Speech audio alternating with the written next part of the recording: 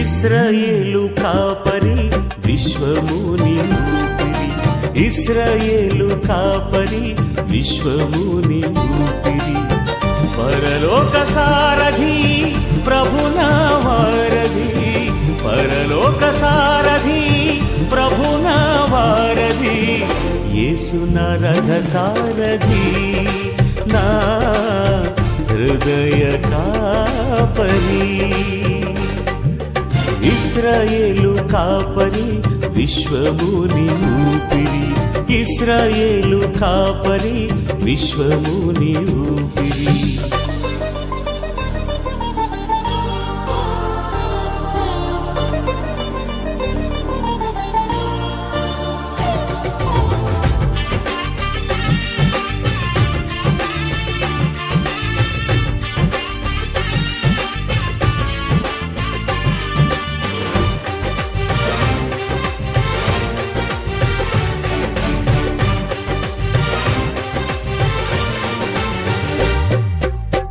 బబులోను బానిస బంధాలు తెంచి బాధలు లేని బ్రతుకునియా.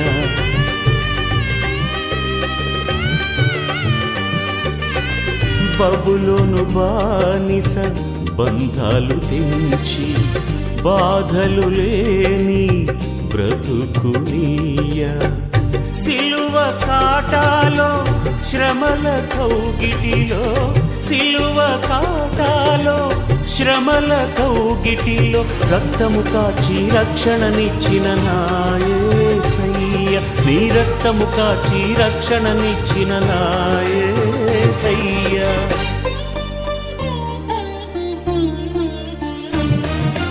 ఇశ్రాయేలు కాపరి విశ్వముని ఊపిరి, ఇశ్రాయేలు కాపరి విశ్వ. దీనమందున నా ప్రభని యేసుక్రీస్తు నామమున మందిరం నా తల్లి అయా గుంపుగా కూడి కర్ణాపీఠ సంఘంలో మరి సహవాసంగా మేమందరం నిన్న సన్నిలో మీకు మొరపెట్టుటకు పాటలు పాడటకు ప్రార్థన చేయటకు వాక్యం వినుటకు అయ్యా మరి కంఠస్థ వాక్యాలు చెప్పుటకు మీరు ఇచ్చిన గొప్ప దండతను బట్టి స్తోత్రం చెల్లించుకుంటున్నామైనా అయ్యా నా తల్లి మరి మా అందరికీ మీరు ఎంతగానో ప్రేమించి అయ్యా మరొకసారి మిమ్మల్ని ఎంతగానో మరి వాక్యం ద్వారా మనం బలపరుస్తున్న దేవానికి స్తోత్రం దేవ. ఇక్కడ చేరిన ప్రతి ఒక్క బిడ్డని పేరు పేరు వస్తున్న దీవించండి, ఆశీర్వదించండి అయ్యా. మరి స్త్రీల సమాజం కొడుకుని జరుపుకుంటుండగా నా తల్లి అయ్యా మీకు మహిమకరంగా, మా అందరికి దీవెనకరంగా, మా కుటుంబాలకు రక్షణకరంగా, మరి ఆత్మీయత కలిగిన అక్కగారికి అయ్యా మరి ఆశీర్వాదకరంగా జరిగించమని వేడుకుంటున్నాం దేవా. మీకు స్తోత్రం చెల్లించుకుంటున్నాం ప్రభా. అయ్యా మరి ఇక మీద కార్యం కూడా నా తల్లి వాక్యం చెప్పనంటున్నా కాబట్టి నోటిని దూరంగా వాడుకోండి అయ్యా. మా అందరికి వినగల చెవులను గ్రహించే హృదయం మాకు దయచేయమని ప్రార్థన చేస్తున్నాం దేవా. మీకు స్తోత్రంలో మీ నామం నా తల్లి ఎక్కడెక్కడ నీ వాక్య పరిచయం జరుగుతుందో, ఇలాంటి కూడికలు ఎక్కడెక్కడ జరుగుతున్నావో అక్కడంతా నీ ఆత్మ నా తల్లి కుమ్మరింపు దయచేయమని నజరేయుడైన యేసుక్రీస్తు పరిశుద్ధ నామమున ప్రార్థించి స్తుతించి ఘనత పొందినాం మా తండ్రి. ఆమేన్ ఆమేన్. 15వ వచనం నుంచి 19వ వచనం వరకు చదువుకున్నాం. శ్రీమంతుడును అద్వితీయుడునగు సర్వాధిపతి యుక్త కాలము యందు ఆ ప్రత్యక్షతను కనపరచును. ఆ సర్వాధిపతి రాజులకు రాజును ప్రభువులకు ప్రభువునై ఉన్నాడు. సమీపింపరాని తేజస్సులో ఆయన మాత్రమే వసించుచు అమరత్వము గలవాడై ఉన్నాడు. మనుషులలో ఎవడను ఆయనను చూడలేదు, ఎవడను చూడనేరడు. ఆయనకు ఘనతయు శాశ్వతమైన ప్రభావమును కలిగి ఉండును గాక. ఆమె ఇహమందు ధనవంతులైన వారు గర్విష్ఠుడు కాక, అస్థిరమైన ధనమందు నమ్మిక ఉంచక, సుఖముగా అనుభవించుటకు సమస్తము మనకు ధారాళముగా దయచేయు దేవుని యందే నమ్మిక ఉంచుడని ఆజ్ఞాపించుము. వారు వాస్తవమైన జీవములు సంపాదించుకొను నిమిత్తము రాబో కాలంనకు మంచి పునాది తమ కొరకు వేసుకొనుచు మేలు చేయవారును సత్క్రియలు అను ధనం గలవారును ఔదార్యం గలవారును తమ ధనములో ఇతరులకు పాలిచ్చువారునై ఉండవలెనని వారికి ఆజ్ఞాపించుము. దేవుడి వాక్యాన్ని దీవించు.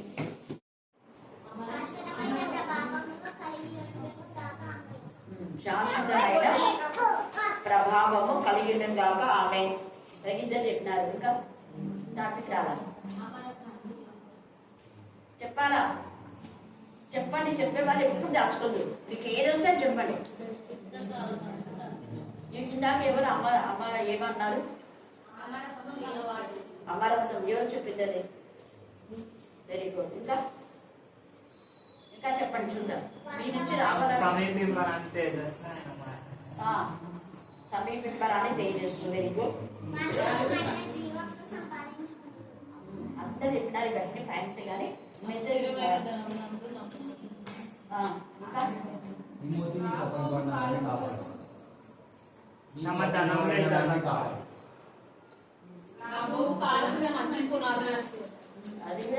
వాస్తవమైన జీవనం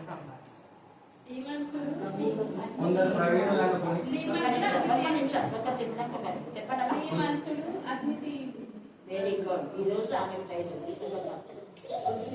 ఈరోజు మన ధ్యానాంశము శ్రీమంతుడు, అద్వితీయుడు, సర్వాధిపతి. 3 విధాలుగా దేవుడు ఎలాగా మన లైఫ్ లో, ఎందుకంటే నా జీవితంలో ఇవన్నీ నెరవేరినాయి కాబట్టి ఇది చెప్పుతున్నప్పుడు విన్న మీ జీవితంలో కూడా నెరవేరు కాక. అంతేమా చేసినావా? మెసేజ్ అన్నప్పుడే అద్వితీయుడు, సర్వాధిపతి, శ్రీమంతుడు, అద్వితీయుడు, సర్వాధిపతి. ఈ యొక్క తిమోతి రాష్ట్ర అధ్యాయంకి వచ్చేసరికి ఎంత మార్మికమైన విధానంలో తిమోతికి రాస్తున్నాం అంటే, అప్పుడు ఈ పత్రిక రాసేటటువంటి సమయంలో వాళ్ళు ఆ యొక్క చాలా అంటే ఆర్థిక స్తోమతలో చాలా విధానంలో ఇబ్బంది పడుతున్నారు వాళ్ళు. అలాగే ఎందుకు ఇబ్బంది పడుతున్నారు అంటే, చాలా మంది వాళ్ళ దగ్గర ఆత్మీయంగా ఎదిగినటువంటి వాళ్ళు బయటికి పోయి ఏం చేస్తున్నారు అంటే, వీళ్ళ యొక్క సహవాసానికి ఆర్థిక సహాయం చేయకుండా తప్పుడు బోధలు చేస్తూ వాళ్ళ ఇవ్వవలసినటువంటి ఆర్థిక సహాయం అంతా వాళ్ళు లాగేసుకుంటున్నారు. అలాంటి సమయంలో అపోస్తలుడైన పౌలు ఇది రాస్తాడనమాట ఈ పత్రిక. మనం చూస్తే ఎందుకు అలా జరిగింది అంటే, చూడండి, వాళ్ళు చాలా అంటే అపోస్తలుడైన పౌలు పరిచర్య చేసేటప్పుడు, పేతురు పరిచర్య చేసేటప్పుడు, లేదా యేసయ్య చేసేటప్పుడు ఎక్కడ వాళ్ళకి కొడతలేదు. సమృద్ధిగా వాళ్ళు చెడ స్థిరాస్తులను అమ్మి అపోస్తల పాదం దగ్గర పెడితే అందరూ సమృద్ధిగా వాళ్ళు షేర్ చేసుకున్నారు. ఎవరిలో వాళ్ళకి తక్కువ కాలేదని ఉంది అంటే, ఎవరికైనా ఈ రోజు తీసుకున్న అమౌంట్ వాళ్ళకి ఎక్కువైందనుకో వాళ్ళు తెచ్చిచ్చేవాళ్ళు. ఈ రోజు వాళ్ళకి సమృద్ధిగా వాళ్ళకి ఏదైనా ఎవరైనా ఆఫరింగ్ ఇస్తే మళ్ళీ ఇంకోరికి, అది ఇంకోరికి, ఇలాగా ఎవరికి తక్కువ లేకుండా. కానీ ఇప్పుడు ఆ సహవాసంలో ఉండి బయటికి పోయిన కొంతమంది వాళ్ళను ఏమంటారు అంటే కంచెలు ఆడలు చాలా చాలా ఉన్నాయి. వాళ్ళ వలన వీళ్ళకి ఇబ్బంది వచ్చింది. అప్పుడు దేవుణ్ణి అడగండి మీరు. దేవుడు శ్రీమంతుడు, వాళ్ళకి ఎవరు ఎన్ని ఆటంకం చేస్తే మనకు స్తోమత ఎప్పుడు తగ్గిపోదు. మనం ఆత్మీయ ధనం మన దగ్గర ఉంది కదా, ఆత్మీయ సహవాసంలో మనం ఉన్నాం. వాళ్ళంతా లోక సహవాసంలో ఉన్నారు. లోకస్తులు ఎంత ధనవంతులు అయితే మనకేంటి అని పౌలు ఇక్కడ తిమోతికి ధైర్యం చెప్తూ రాస్తాడు. చూడండి, 1వ అధ్యాయం, తిమోతి రాసిన మొదటి పత్రిక 1వ అధ్యాయము అక్కడ 19వ వచనం చదవండి. మనసాక్షిని కొందరు తోసివేసి, మనసాక్షి లేదు వాడికి. ఈ రాత్రి ఒకవేళ కూర్చున్న వీళ్ళు కూడా మనసాక్షి ఉండలేదో కాన్సెప్ట్. మనసాక్షి లేకపోతే పౌలు ఈ రోజు నీతో మాట్లాడుతున్నాడు. ఏ మనసాక్షిని? ఎక్కడ మన బతుకులు ఉన్నాయి, ఇప్పుడు ఎక్కడ మన బతుకులు ఉన్నాయి, గతంలో మనం ఎలా ఉన్నాం, ప్రజెంట్ గా మనం ఎలా ఉన్నాం, ముందు రాబోయే జీవితంలో ఎలా ఉంటాం. 3 ప్రశ్నలు మనం వేసుకోవాలి. ఒకవేళ దేవుడి నుంచి తొలగిపోతే, ఈరోజే అక్కడ చెప్పిండు అబ్రహాము లోతు గురించి, అవునా? నాకు తెలియదు, నేనేం చెప్తున్నా అసలు అది తెలియదు. ఎప్పుడైనా మీరు సహవాసం నుంచి దూరం అయినారంటే 100% ఆ రోజే రాసుకోండి మీ నోట్స్ లో. లోతుకి ఏమొస్తే అదే వస్తాయి 100%. లేఖన భాగం ఉంది కాబట్టి అబ్రహాము అంటే దేవుడితో సహవాసం చేసిన వాళ్ళు. దేవుడితో సహవాసం చేసే వాళ్ళతో ఉన్నంత వరకు బ్లెస్సింగ్స్. అబీమెలెకు ఇస్సాకుతో సహవాసం చేసేంత వరకు అక్కడంతా నీళ్లు ఉన్నాయి. ఎప్పుడైతే ఇస్సాకును మానపెట్టి ఇస్సాకు కష్టార్జితం లాగేసుకుంటాడో వీళ్ళ బావులో నీళ్లు పోతాయి. అంతే. చేసిన మేళను మర్చిపోకూడదు. అదే మనసాక్షి అంటాడు. అంటే మనసాక్షిని కొందరు ఏం చేస్తారంట, కొందరు తోసివేసి విశ్వాస విషయమై ఓడ బద్దలైపోయిన వారి వలె చెడి ఉన్నారు. లోతు కుటుంబం ఓడ బద్దలైపోయి, మేము అక్కడే బాగా సంపాదించుకున్నాం అబ్రహాం కంటే, మాకు ఏమి అబ్రహాంతో అనుకున్నాడు. అబ్రహామే గిన తీసుకురాకపోతే అతని బ్రతుకు ఏమయ్యేది. పాపం అలానే తీసుకొచ్చి మేలు చేసి రాజులను జయించి ప్రాపర్టీ అంత ఇస్తే లోతు ఎంత దాని తర్వాత దేవుని అడగారు కానీ లోతు గురించి ఇంకా ఎక్కడున్నాడు ఏమీ విచారించలేదు. అతను ఎక్కడ పోయింది కూడా తెలియదు. అలాగనే లోతు కూడా రావడానికి షేమ్ఫుల్ గా ఉంది, సిగ్గైపోయింది. కానీ రాజుల ఫలితం ఏంటంటే దేవుడికి విరోధమైన జీవితం అయిపోయింది. అందుకే ఇక్కడ జాగ్రత్త అంటాడు. అట్టి యొక్క మనసాక్షి వాళ్ళు తోసివేసినప్పుడు గోడ బద్దలైపోయిన వారి వల్ల చెడి ఉన్నారు అంటే టోటల్ గా ఎంతైనా ఏమేమి అంటే బాడీలో ఉన్న ప్రతి పార్ట్ చెడిపోతుంది. ఇక్కడ ఇన్నర్ మీనింగ్ అని. అలాగనే వాళ్ళ ఆస్తులు పాడైపోతాయి. లోతు యొక్క పరిశుద్ధమైన శరీరము పాడైపోయింది, కూతురు పాడైపోయినారు. వాళ్ళు ఎవరు మంచి వాళ్ళు ఉన్నారు.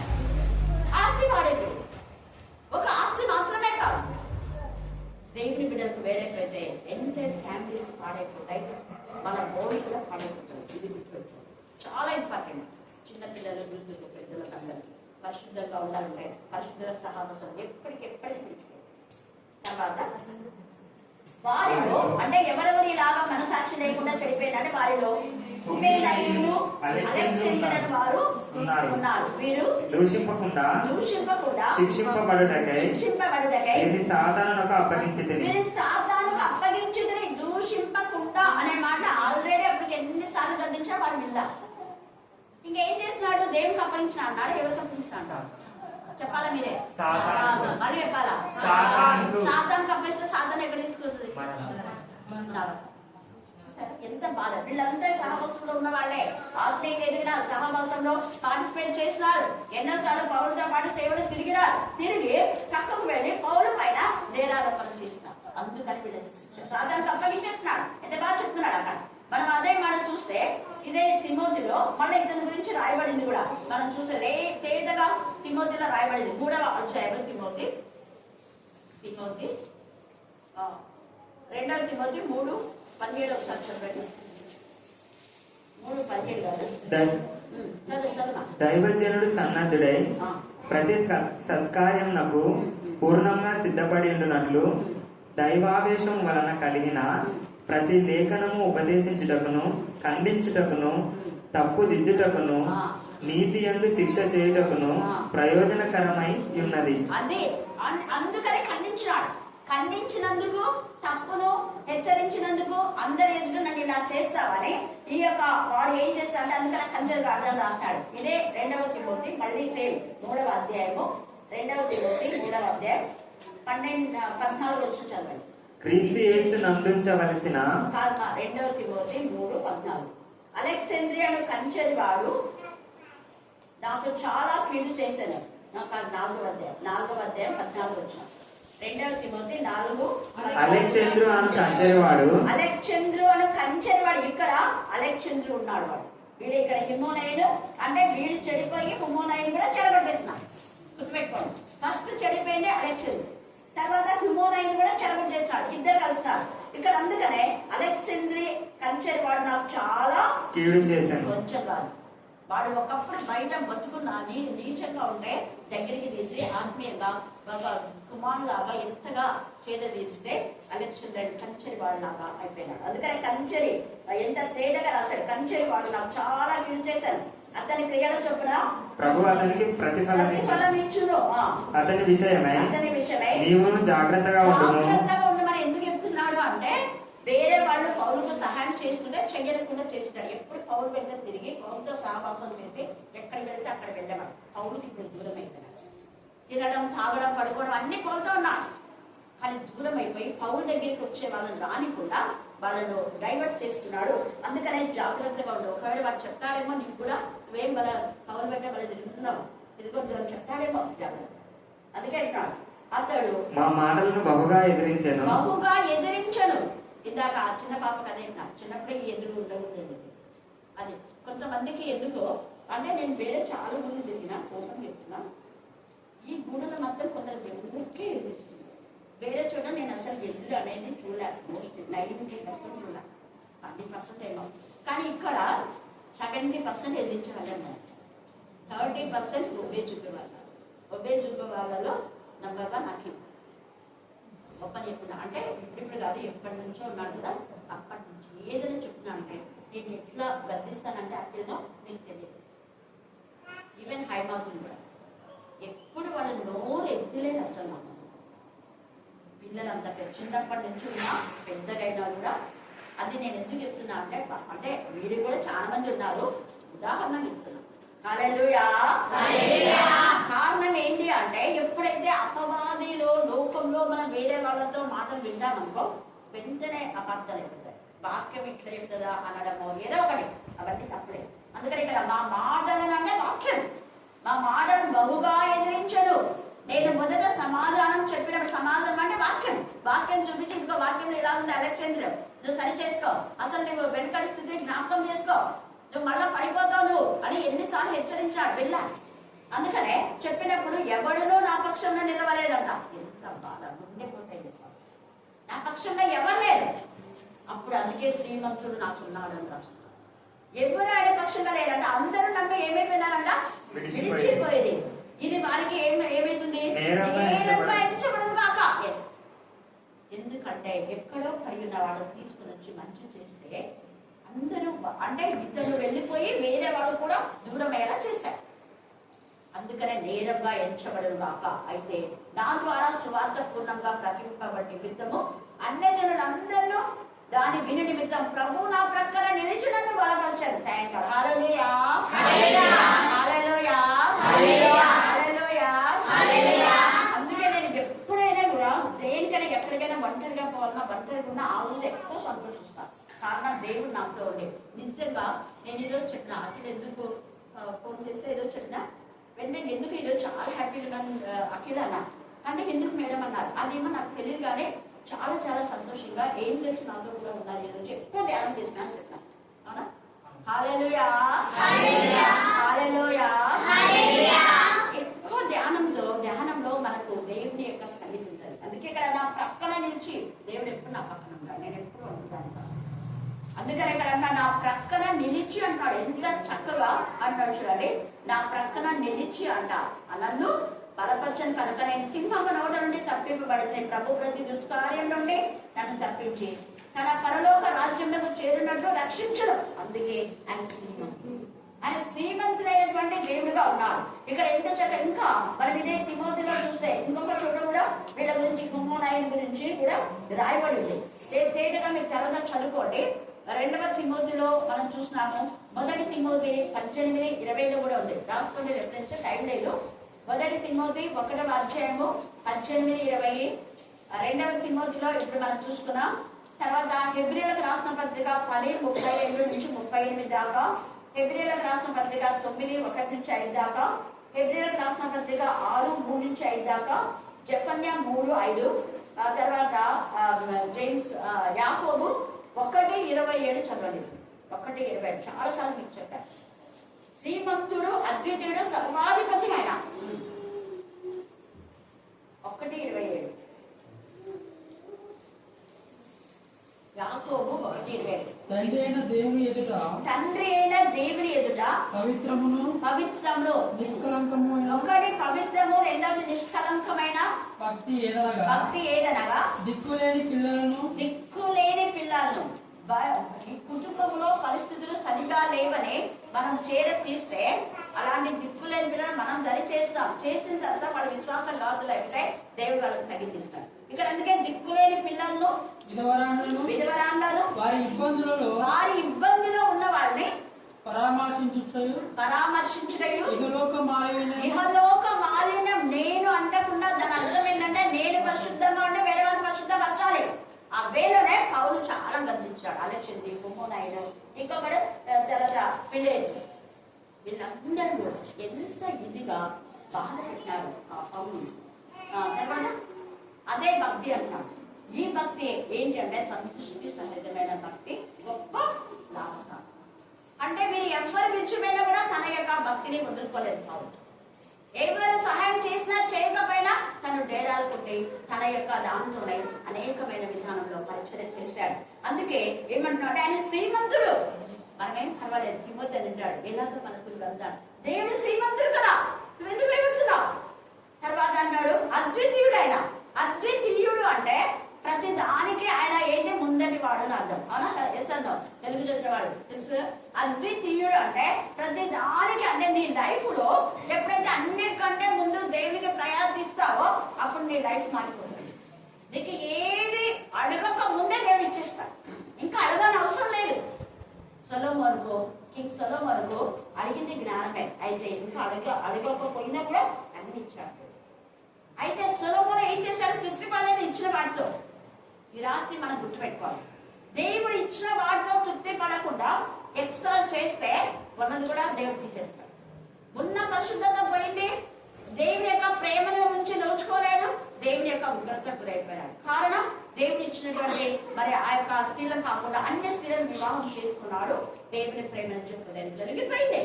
అన్ని స్త్రీల యొక్క మాయలో పడిపోయాడు. అందుకనే ఉన్న వాటితోనే మనం సంతృప్తి పొందాలి. సంతృష్టి సహితమైన దైవ భక్తి గొప్ప లాభదాయకం. అలాగే అన్ని మిగిలిన ఆదాము అవ్వలు కూడా ఉన్న వాటితో సంతృప్తి కలిగి ఉంటే ఎంత బాగుండేదో. దేవుడు అంత పెద్ద తోట ఇచ్చినాడు, అన్ని ఫలాలు తినమన్నాడు. కానీ ఏమన్నాడు? ఒక్క చెట్టు, ఈ ఒక్క దాని ఫలం మాత్రం తినదు. ఇవాళ ఇన్నున్నాయి, కానీ ఏం చేస్తున్నారు వాళ్ళు? తృప్తి వల్ల అన్ని చెట్లు, అన్ని ఫలాలు, రకరకాల పనులు ఉన్నాయి, చాలా మాధుర్యమైన ఫలం, అన్ని ఉన్న తృప్తి కలవాలి. వద్దు అంటే అదే చేయాలి. అందుకని శిక్ష వచ్చింది. ఈ 2025 అంతంలో మనం ఉన్నాం. వద్దు అని ఏది చేస్తావో అది నీకు మంచిది కాదు. నువ్వు దేవుని సన్నిధి నుంచి వెలివేయబడ్డాను కోసమే. దేవుని సన్నిధి వేరు కావడానికే. దేవుని సన్నిధికి వేరైతే బతుకు లోటు బతుకే, దేవుని సన్నిధికి వేరైతే హోమోనైన్ బ్రతికే, దేవుని సన్నిధికి వేరైతే అలెగ్జాండర్ బ్రతికే. సాతాను అప్పగిస్తారు. ఎంత కుంగిపోయాడు, చచ్చిపోయే వరకు ఏం చేశాడు లోటు. కానీ ప్రయత్నం లేకపోయింది, ఆల్రెడీ అపవిత్రం అయిపోయింది. తెలిసి చేసినా తెలియక చేసినా తప్పే. అతను తెలిసి అంటే అక్కడికి పోవడం తెలిసి చేసిన తప్పే. దానికి తను తెలియకపోయినా కూడా అపవిత్రం. అంటే వితౌట్ యువర్ నాలెడ్జ్ అపవాది నిన్ను ఊరిలో ఉంచేస్తాడు. నీ ప్రమేయం లేకుండానే నువ్వు తప్పులో పడిపోతావు, నీ ప్రమేయం లేకుండా గుండెలో పడిపోతావు, నీ ప్రమేయం లేకుండా నరకానికి వెళ్ళిపోతావు. అపవాది నేను టార్గెట్ చేస్తాడు. జాగ్రత్తగా ఉన్నాడు. 2025 అంతంలో మనం అంటున్నాం. నవంబర్, డిసెంబర్ అంతే. తర్వాత 26లో ప్రవేశించబోతున్నాం. మరి మనకి ఇచ్చిన వాగ్దానాలు నెరవేర్చబడాలంటే శ్రీమంతుడు, అద్వితీయుడు, సర్వాధిపతి అయిన దేవుని పైన మనం ఆధారపడాలి. సర్వాధిపతి అంటే నీ శరీరం పైన, ప్రతి నీ చూపు పైన దేవుని ఆధిపత్యాన్ని ఒప్పుకోవాలి. అందుకే సామెతలు అంటాడు మన 3వ అధ్యాయంలో, మన ప్రవర్తన అంతర్యంగా ఆయన అధికారానికి ఒప్పుకోవాలి. మన అధికారం కాదు, నీ ఇష్టం కాదు. నువ్వు చేసేది దేవుని చిత్తమా కాదా అది చూసుకోవాలి. నువ్వు చేసే పని దేవునికి ఇష్టమా కాదా, నువ్వు చేసే పని ద్వారా దేవుడు ఆనందిస్తున్నాడా? విశ్వాసాలు ఘాతుకులు చూడండి ఇక్కడ. అందుకే సర్వాధిపతి అంటే మన శరీరంలో ప్రతి అవయవం దేవుని ఆధిపత్యానికి లోబడితే చాలా. తిమోతికి ఎంత మెచ్చించాలి. మొదటి 2 పత్రికలు రాస్తారు. వాళ్ళ అవ్వలో ఉన్న విశ్వాసం వాళ్ళ తల్లిలో ఉన్న విశ్వాసం తిమోతిలో. అందుకనే ఎంతగా ప్రశంసిస్తాడంటే దేవుడిని బహుగా ఆశీర్వదిస్తాడు. ఎంత చక్కగా 1వ అధ్యాయం అంతా మీరు 10 దాకా చదువుకుంటే ఎంత సంతోషపడతాడో. అవును, సంతోషంతో రాస్తాడు. తర్వాత అంటాడు చూడండి, 10వ వచనం కదండి. మొదటి 2 తిమోతి 1:10. తన స్వకీయ అంటే శ్రీమంతుడు, అద్వితీయుడు, సర్వాధిపతి అయిన ఆ దేవునికి జీవితాలు వీళ్ళు సమర్పించుకున్నారు. వాళ్ళ అమ్మ తిమోతి. అందుకనే పౌలు కూడా ఏం రాస్తున్నాడు అంటే వీళ్ళు సమర్పించుకున్న వీరిని బట్టి వీళ్ళకి బ్లెస్సింగ్స్ ఇస్తూ స్వకీయ సంకల్ప క్రియలను బట్టి కాక తన స్వకీయ సంకల్పమును బట్టి అనాది కాలములనే క్రీస్తు యేసునందు మనకు అనాది కాలం ఉందంటే జగత్తు పునాది వేయబడక ముందే మీ ఫ్యామిలీ దేవుడు ఏర్పాటు చేసుకున్నాడు. తిమోతి క్రీస్తులో మీరు ఏర్పాటు చేస్తున్నారు. అన్యులు వీళ్ళంతా. ఈ యొక్క అవ్వ ఆమె అన్యులు అయితే ఈ యొక్క వీళ్ళని యూతులు చేసుకుని అక్కడ దేవుని మహిమపరిచి కనపరుస్తున్నారు. మన రక్షకుని ప్రత్యక్షత వలన బయలుపరచబడినది తన కృపను బట్టి బయలుపరచబడినదియునైనా తన కృపను బట్టి మనల్ని రక్షించి పరిశుద్ధమైన పిలుపుతో. చూడండి ఎంత తేజగా దేవుని కృప మనలో ఉంది. మనం శ్రీమంతులమే. దేవుని కృప మనలోని మన క్రియలు బట్టి మనకు దేవుడు ప్రతిదీ కూడా అనుగ్రహిస్తాడని అనుకోవద్దు. ఈ ధనం శాశ్వతం కాదు, మన క్రియలే ధనంగా చేస్తాడు. శ్రీమంతుడు, అద్వితీయుడు, సర్వాధిపతి. అందుకనే కృపను బట్టి మనం రక్షించి పరిశుద్ధమైన పిలుపుతో ఆయన మనలను పిలిచడం.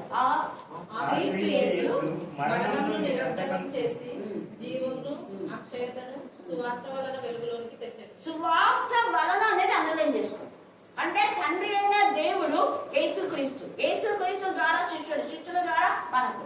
అందుకే సువార్త అనే మాట నువ్వు రక్షణ పొందినావంటే యేసయ్య వాక్యం నీకు వినిపించబడేది. ఎవరో ఒకరు వినిపించితేనే. అందుకే పంపబడే వాళ్ళు లేకుండా ఎవరు వినిపిస్తారు? వినిపించబడే వాళ్ళు వినిపించకపోతే ఎవరు రక్షణ పొందుతారని ఉంది. కాబట్టి ఏ విధానంలో నువ్వు రక్షణ పొందినావో ఆ స్థితిని, ఆ గతిని మర్చిపోదు. రక్షణ పొందిన స్థితిని మర్చిపోయిన వాళ్ళు వీళ్ళు ఉన్నారు. కాబట్టి తిమోతికి రాస్తున్నావు, నువ్వు స్వార్థ ద్వారా నువ్వు రక్షణ పడాలి. ఎప్పుడు నువ్వు మైండ్లో పెట్టుకోవాలనుగా ఆ స్వార్థ విషయంలో నేను ప్రకటించేవాడని గాను, అపోస్తలుడు గాను, బోధకుడు గాను నియమింపబడింది అంటారు. ఇంకా చాలా ఉంది అక్కడ.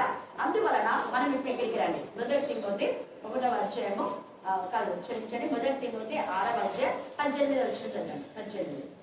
వాస్తవమైన జీవమును వాస్తవమైన అంటే సరైన జీవం ఇదే. వాస్తవమైన జీవమును సంపాదించుకొని నిమిత్తము రాబో కాలమునకు మంచి పునాది తమ కొరకు వేసుకొనుచు. మీరు చెప్పిన పాయింట్స్ అన్ని ఇప్పుడు పిల్లలు మంచి పునాది వేసుకున్నారు. వాక్యమే వాక్యమే వాక్యమే వాక్యమే విడిచిపెట్టి తప్పుడు బోధనలో వెళ్ళిన వాళ్ళందరూ కూడా భ్రష్టత్వానికి వెళ్తున్నారు. మేలు చేయవారును మేలు చేస్తారు, ఇది గుర్తుపెట్టుకోండి. మేలు చేసేవాడు దేవుని సంబంధి, కీడు చేసేవాడు దేవుని సంబంధి కాదు. నువ్వు మేలు పొందుకొని మేలు చేస్తున్నావా, కీడు చేస్తున్నావా, చాయిస్ నీకే. దేవుడి గురించి మాట్లాడుతున్నావు, ఏ విధానంలో ఉన్నావు లెక్క అన్ని దేవుడు అస్సలు పెట్టి అడుగుతావు. ఇన్ని మేలు మేలు పొందిన వాళ్ళకు నువ్వేం చేసావు అడుగుతాడు. తర్వాత సత్క్రియలు ధనము గలవారును. సత్క్రియలు అంటే ఎన్ని మంచి క్రియలు చేస్తావు, చెడ్డ క్రియలు చేస్తావు. మన మాట, మన చూపు, మన చేత, మన నడక, మన ప్రవర్తన మంచిగా ఉండాలి. అందుకే మన మోడీ దేవుడి అధికారాన్ని ఒప్పుకోవాలని చెప్పాను. శ్రీమంతుడు, అద్వితీయుడు, సర్వాధిపతి. ఆయన ఆధిపత్యానికి ఒప్పుకోవాలి. మన ఇష్టం కాదు, మన తలంపులు కాదు, మన ఇచ్చ కాదు. ఔదార్యం గలవారును తమ ధనంలో ఇతరులకు. అది సత్క్రియలు అనే ధనం ఎవరికైతే ఉంటుందో వాళ్ళు ఔదార్యం గలవారును తమ ధనంలో ఇతరులకు పాలించవాలని ఉండవాలని వారికి ఆజ్ఞాపించమనిందే ఊరికే చెప్పుకుంటుందా చెప్పారా? మా నాన్న మాకు ఆజ్ఞాపించాడు. తండ్రి అనే దేవుడు నాన్నకు ఆజ్ఞాపించాడు, నాన్న చేశాడు, అమ్మ నాన్న. అది మాకు ఆజ్ఞాపించాడు, మేము చేస్తున్నాం. మీకు దేవుడు ఆజ్ఞాపిస్తాడు. నేను చెప్పడం నాకు వాక్యం వచ్చింది, చేసి బ్లెస్సింగ్స్ పొందుకోండి. దేవుడు ఈ లేఖల భాగం దీవించి ఆశీర్వదించి బాగా ఆమె ఆమె ఆమె. ఈ సమయాన్ని పనిలో ఉంటే ప్రభా, నా కుమారులు నా కుమార్తెలు నా ఉంటుంది ప్రభా. అవుతుంది ప్రభా, నా గెలిపిన సేపెట్టి చూస్తే నా కుమారుడు కావాలని చెప్పిన దేవుడు తండ్రి ప్రభా. అవుతుంది ప్రభా, మేము నా గెలిపిన సేపెట్టి చూస్తే క్షమించదండి ప్రభా. క్షమించతండి నాన్న, క్షమించతండి ప్రభా, క్షమించు ప్రభా. అవుతుంది ప్రభా, నేనా మేము చేసే ప్రార్థన ప్రభా, నేనా ప్రతి హృదయంలో ఫలించాలా. అవుతుంది ప్రభా, అక్క చెప్పిన వాక్యం తండ్రి ప్రభా, ప్రతి హృదయంలో తండ్రి ప్రభా 30 అంతలుగాను 60 అంతలుగాను 100 అంతలుగా ఫలించాలని. అవుతుంది ప్రభా తండ్రి, నేను నీ సన్నిధి ప్రార్థనలో తండ్రి ప్రభా వచ్చిన వారందరి ప్రభా, నేను కరోనా పీఠ కాడికి వచ్చిన ప్రతి బిడ్డలు ప్రభా, ప్రతి స్త్రీని, ప్రతి చిన్న బిడ్డలు ప్రభా నీ సన్నిధి ప్రార్థనలో వచ్చుకో ప్రభా. అవుతాను ప్రభా తండ్రి నాన్న. అవునాన్న ప్రభా, ఎందుకంటే తండ్రి ప్రభా ఎంతో మంది తండ్రి ప్రభా నేనా ఈ దినం చూడక ప్రభా నీ సన్నిధి చేరి ఉన్నారు తండ్రి ప్రభా. అవును తండ్రి ప్రభా, నేను ఉన్న వారం తండ్రి ప్రభా ఒక్క దినం నా మందిరంలో ఒక్క దినం గడిస్తే 1000 దినాలని చెప్పిన దేవుడు తండ్రి ప్రభా. అవును తండ్రి ప్రభా, ఈ రోజు నీతో మాట్లాడుతున్నామంటే అది నీ కృప, నీ దేవుల తండ్రి ప్రభా.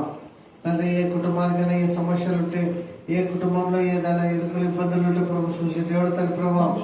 తండ్రి అపవాది వారి కాడిని యేసు నామములో ఇరగొట్టు తండ్రి ప్రభా. అవును తండ్రి ప్రభా, నేను వచ్చిన వారందరూ ప్రభా నీ సరికి అర్థంలో ఉంచుకున్నామని. అవును తండ్రి ప్రభా, వచ్చిన ఈ మందిరంలో ప్రభా కరోనా పీఠ కాడికి వచ్చిన వారందరూ ప్రభా, రాని వారు వచ్చిన వారు తండ్రి ప్రభా నీ సరికి అర్థంలో ఉంచుకున్నామని. మా ప్రభు రక్షకులు. అవును తండ్రి ప్రభా, నాకు కూడా తండ్రి ప్రభా మంచి స్వస్థత కలగజేసిన దేవుడు తండ్రి ప్రభా. అవునా ఇంకా మాట్లాడే భాగ్యం దయచేసి తండ్రి ప్రభా, వాక్యం చెప్పడానికి నాకు శక్తిని బలం దయచేయి, నాకు పాటలు పాడటానికి కూడా నాకు శక్తిని బలం దయచేయమని మా ప్రభు రక్షకుడు యేసయ్య పరిశుద్ధ నామమున అడిగి వేడుకుంటున్నాము మా తండ్రి. ఆమేన్.